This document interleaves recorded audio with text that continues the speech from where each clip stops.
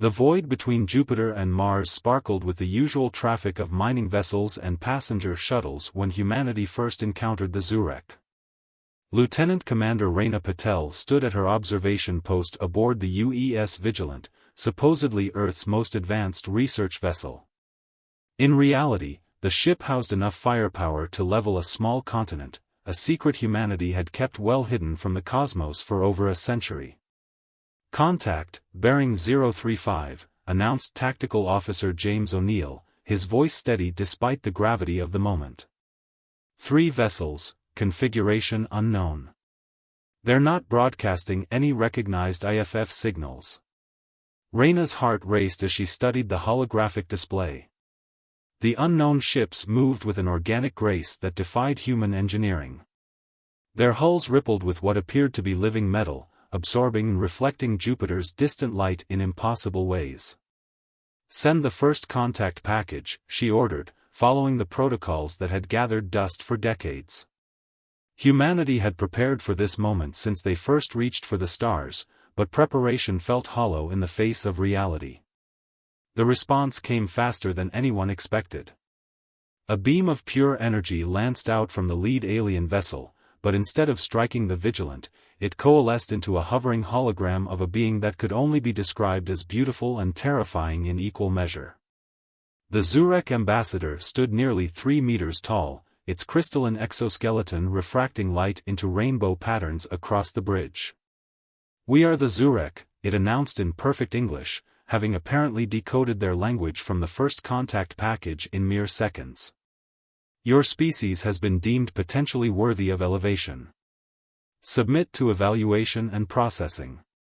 The bridge crew exchanged glances. Decades of paranoia and preparation had taught humanity one thing: never trust a civilization that demanded submission at first meeting. "This is Lieutenant Commander Patel of the United Earth Ship Vigilant," Raina responded, her voice firm. "We welcome peaceful contact but maintain our right to self-determination." The Zurek ambassador's crystalline form shifted, patterns of light darkening. "Self-determination is irrelevant. The strong guide the weak. This is the natural order." "We respectfully disagree," Raina replied, even as her hand moved to the tactical console. The Zurek were about to learn why humanity had hidden their true military capability for so long. The hologram dissipated, and the Zurek ships began moving into attack formation. But Raina had already given the signal. Throughout the solar system, supposedly civilian vessels shed their disguises. Mining ships revealed weapon ports. Research stations transformed into defense platforms. And the Vigilant's scientific instruments reconfigured into the most advanced weapon systems ever created by human hands. "They're charging weapons," O'Neill reported, his fingers dancing across his console. "Energy signatures unlike anything we've seen before." "Deploy the quantum shields," Raina ordered. "And show them why humanity chose to be wolves in sheep's clothing." The battle that followed would be remembered for centuries. The Zurek's energy weapons, while incredible, couldn't penetrate the quantum shields humanity had developed in secret. And they never expected the devastating power of the humans' dark matter torpedoes, weapons that created localized singularities, tearing their beautiful ships apart at the atomic level. In less than 15 minutes, the mighty Zurek scout fleet was reduced to expanding clouds of debris. But as Raina watched the destruction through the Vigilant's viewscreen, she felt no triumph. This wasn't a victory, it was the beginning of something much larger. "Send word to Earth," she commanded, her voice heavy with the weight of history. Tell them first contact was a failure. And tell them to prepare for war." As the message raced toward Earth at quantum speeds, the debris of the Zurek ships continued to spread across space, a glittering warning of humanity's hidden strength. But in the darkness between Jupiter and Mars, Raina knew they had just awoken something ancient and powerful. The Zurek Empire would return, and next time, they wouldn't underestimate the species that had fooled them so completely. The war for humanity's independence was about to begin, and it would reshape the galaxy in ways no one could predict.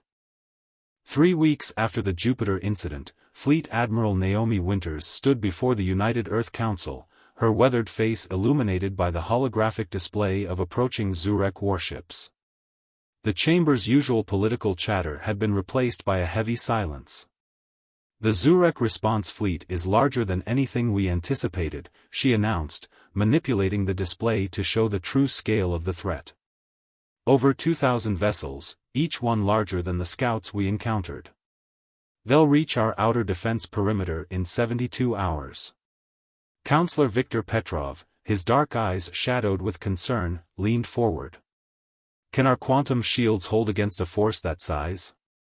"They won't have to," Naomi replied, bringing up schematics of Project Prometheus. "For the past decade, we've been developing something beyond conventional quantum warfare.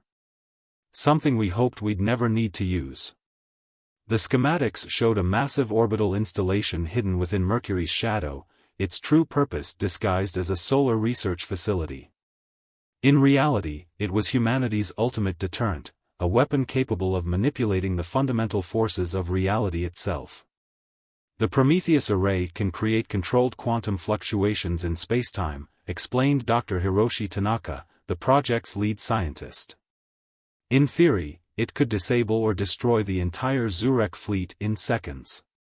But there's a catch: we've never tested it at full power. The consequences could be unpredictable." The council chamber erupted in heated debate. Some argued for immediate evacuation of Earth's population to the underground colonies on Mars and Europa. Others demanded they sue for peace before it was too late. But Naomi knew the Zurek wouldn't stop. The scout fleet's destruction had wounded their pride, and their response made their intentions clear: Earth would submit or burn. Meanwhile, aboard the UES Vigilant, now stationed near Venus, Lieutenant Commander Raina Patel received urgent new orders. Her ship would lead a desperate mission to gather intelligence on the approaching armada. The Vigilant's advanced stealth systems might give them a chance to get close enough to study Zurek weaknesses, if any existed.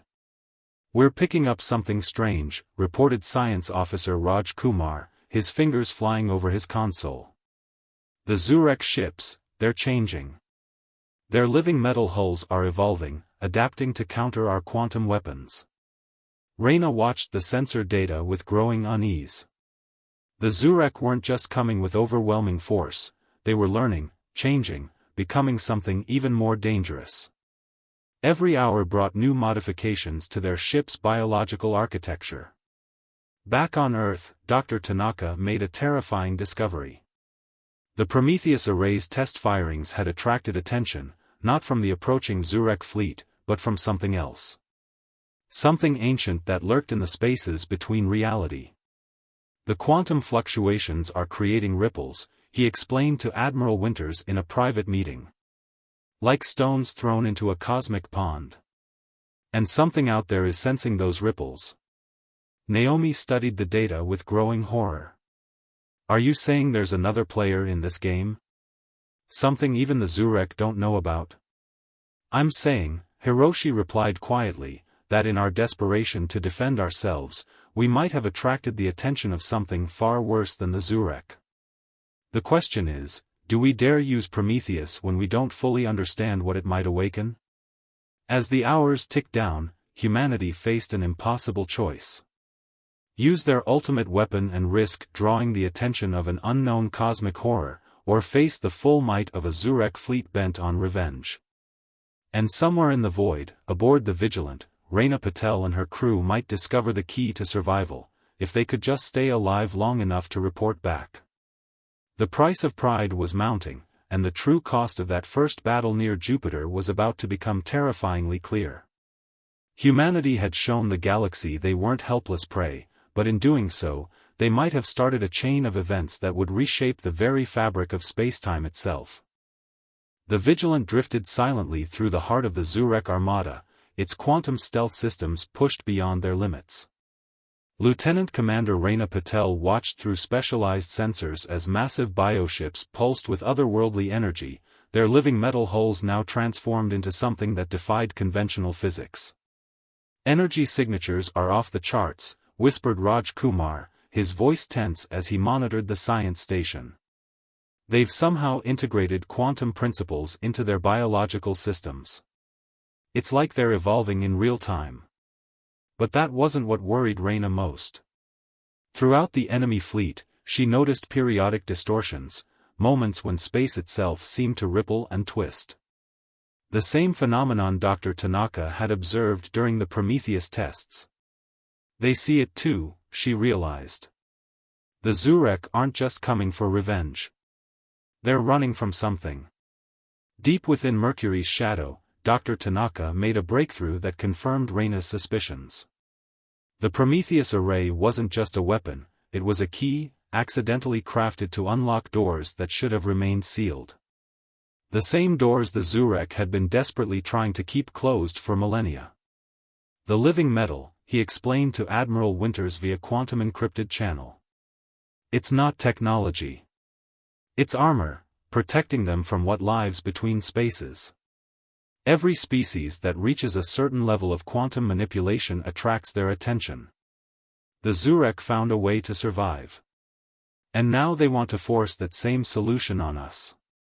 The revelation reached Earth's leadership just as the Zurek fleet entered the inner solar system. Humanity had misunderstood everything. The demand for submission wasn't about conquest, it was about survival. Aboard the Vigilant, Reyna made a decision that would change the course of the conflict. Rather than retreat with their intelligence, she ordered her ship to penetrate deeper into the enemy fleet, aiming for what sensors identified as the command vessel. If we're right, she told her crew, then we're not looking at an invasion force. We're looking at refugees, running from something that's been hunting spacefaring civilizations since the beginning of time. And thanks to our Prometheus tests, we've just rang the dinner bell. The Vigilant's mission transformed from reconnaissance to first contact, real first contact, this time without the masks both sides had worn. As they approached the massive Zurek command ship, Reyna prepared a new message, one that would acknowledge the greater threat they both faced. But the universe had other plans. Space rippled around the Vigilant, reality twisting in ways that made the crew's minds scream in protest. Something had noticed them, something vast and hungry and patient. The entity that lurked between spaces had finally found its way into their reality. In orbit around Earth, the Prometheus array activated automatically, responding to the quantum disturbance. Dr. Tanaka watched in horror as his readings showed not just one-dimensional breach, but hundreds, spreading across the solar system like cracks in glass. The Zurek fleet's response was immediate and unexpected. Instead of attacking Earth, their ships began forming a massive defensive pattern, a barrier between humanity and the horrors they had unknowingly unleashed. Their living metal hulls pulsed in synchronization, creating a quantum field that made reality itself more solid. Admiral Winters received an urgent transmission from the Zurek command ship. The crystalline being who appeared wasn't the same ambassador from first contact. This one's patterns showed signs of age, of battles fought across countless star systems. "We tried to warn you," it said, its voice carrying millennia of exhaustion. "The barriers between realities are thin where life reaches too far, too fast. We learned this at the cost of 1,000 worlds. Now you must choose, stand with us, adapt as we have adapted, or face the hunger alone." As if to emphasize the point, another reality breach opened near Mars, large enough to swallow the planet whole. The Zurek fleet's defensive formation shifted, their living metal technology struggling to contain what lay beyond. In the heart of the enemy armada, Reyna Patel and her crew faced a choice that would determine humanity's future. They could retreat, maintain their independence, and face an enemy they couldn't possibly comprehend. Or they could trust in the hard-earned wisdom of a civilization that had faced these horrors before. The fate of Earth hung in the balance, as ancient hungers stirred in the void, and two species learned that pride might be a luxury neither could afford. Earth's orbital defense platforms hummed with activity as the combined human Zurek fleet assembled in a desperate attempt to seal the reality breaches. The living metal technology of the aliens had been quickly adapted to humanity's quantum shield systems, creating barriers that could temporarily hold back the horrors from between spaces. But aboard the secured depths of Luna Base, Director Marcus Vale of Earth Intelligence had other concerns. "We're being naive," he argued before a closed session of military leadership. The Zurek conveniently appear just before these cosmic horrors manifest. This is clearly a ploy for dominance. Admiral Winters stood her ground. "The threat is real, Director. We've all seen the sensor readings. The dimensional breaches are expanding. Readings that could easily be falsified," Vale countered, his steel-gray eyes flickering with ambition. "While we focus on these supposed cosmic threats, the Zurek integrate themselves into our defense systems, learn our weaknesses, and prepare for real invasion." On the Vigilant, now docked within the massive Zurek command ship for joint operations, Reyna Patel discovered something that would shatter both human and alien assumptions. The ship's enhanced sensors, combined with Zurek biotechnology, revealed a pattern in the dimensional breaches. They weren't random. They were being directed. "These energy signatures," Raj Kumar explained, pointing to his readings. "They're coming from Earth." The revelation hit Reyna like a physical blow. Someone on Earth was deliberately weakening the barriers between realities, using modified versions of the Prometheus technology. But why? The answer came from an unexpected source. Dr. Tanaka, analyzing data from his hidden backup servers, found evidence of unauthorized access to Prometheus research dating back years before first contact. Someone had known about the dimensional entities long before the Zurek arrived, and had been trying to contact them. Deep within Luna Base, Director Vale received a secure transmission. "The final preparations are complete," reported a shadowy figure. "Project Ascension can proceed as planned." Vale smiled. Humanity had grown soft, content to play guardian of their small corner of space. But he and his followers understood the truth: these entities weren't threats, they were opportunities. The power to reshape reality itself was within humanity's grasp, if they were bold enough to seize it. The Zurek, however, had seen this before. Their eldest histories spoke of civilizations that tried to harness the power of the void creatures, believing they could control them. None of those civilizations existed anymore. As the dimensional breaches grew larger, the entity that lurked within them began to take form, a vast, geometric impossibility that hurt the mind to perceive. But rather than attack, it reached out with tendrils of pure thought, seeking minds receptive to its influence. It found them in Vale's followers, scattered throughout Earth's military and scientific infrastructure. Decades of secret preparation had made them perfect conduits for entities that existed beyond normal spacetime. Admiral Winters discovered the conspiracy too late. Throughout the solar system, compromised defense stations began turning their weapons on the Zurek fleet. Vale's followers, their minds now bridges between realities, initiated a plan decades in the making.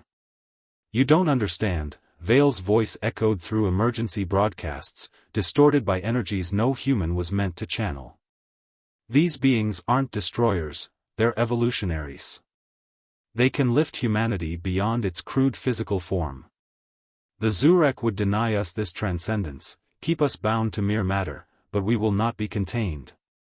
The Vigilance crew watched in horror as Luna Base erupted with impossible geometries, the very rock transforming as Vale's followers activated their modified Prometheus devices.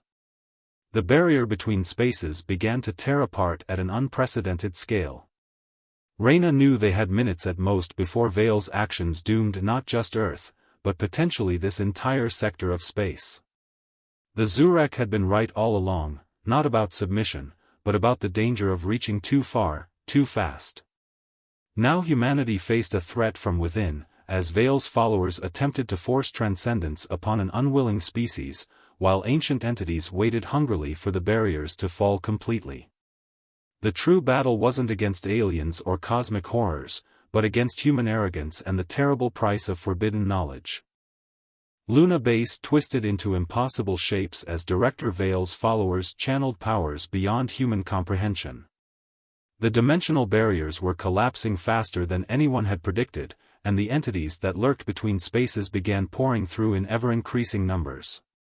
Admiral Winters stood on the bridge of the UES Defiant, Earth's flagship, watching as reality itself seemed to fray around the edges. "We need to shut down every Prometheus device in the system," she commanded. "Starting with whatever Vale's built inside Luna Base." But the Zurek High Elder, its crystalline form now interfaced directly with the human command systems, revealed an uncomfortable truth. The devices are only catalysts now. The breach has become self-sustaining. There is only one option remaining. On board the Vigilant, still docked within the Zurek command ship, Raina Patel and Raj Kumar made a discovery that changed everything. The Zurek's living metal technology wasn't just armor, it was a form of universal sealant, literally capable of patching holes in reality itself. Their entire civilization evolved around containing these breaches, Raina realized.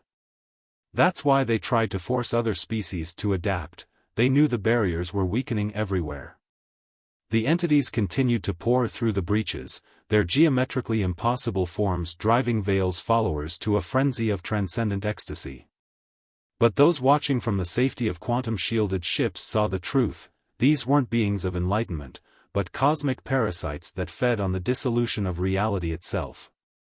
Dr. Tanaka, working frantically with Zurek scientists, found a way to modify the Prometheus array from weapon to repair tool. "We can use it to distribute the living metal throughout Earth's quantum shield network," he explained.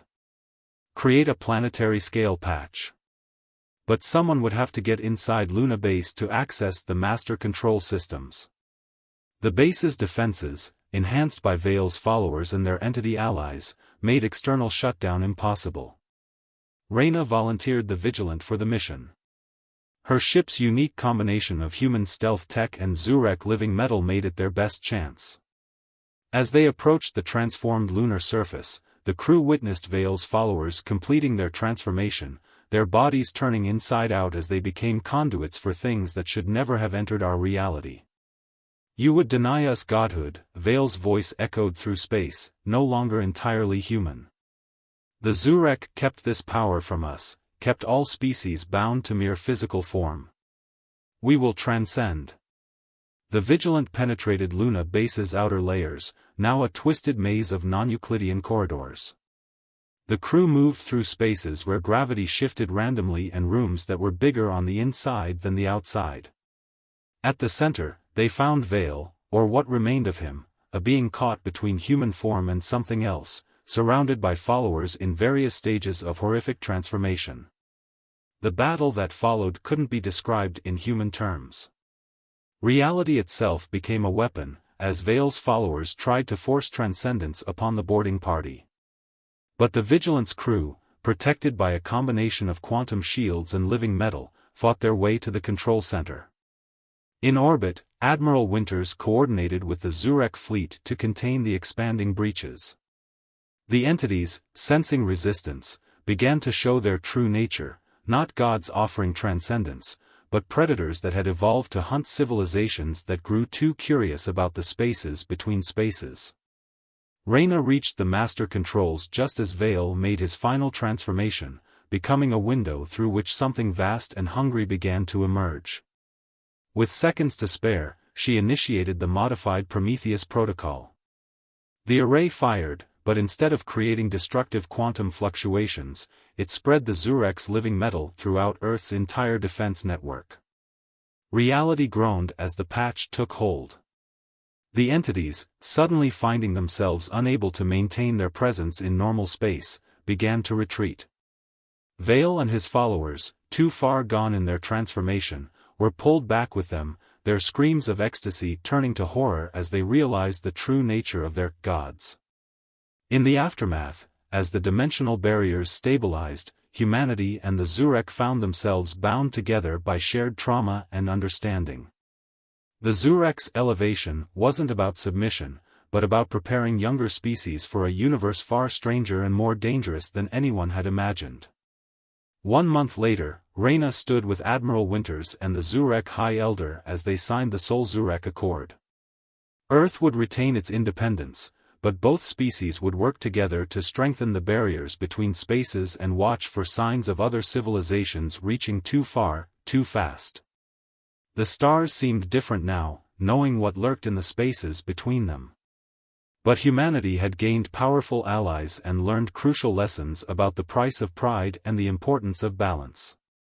As Reyna looked out at the combined fleet, human ships now bearing traces of living metal and Zurek vessels incorporating quantum shield technology, she understood that true strength lay not in transcendence, but in knowing when to work together and when to leave some doors firmly closed.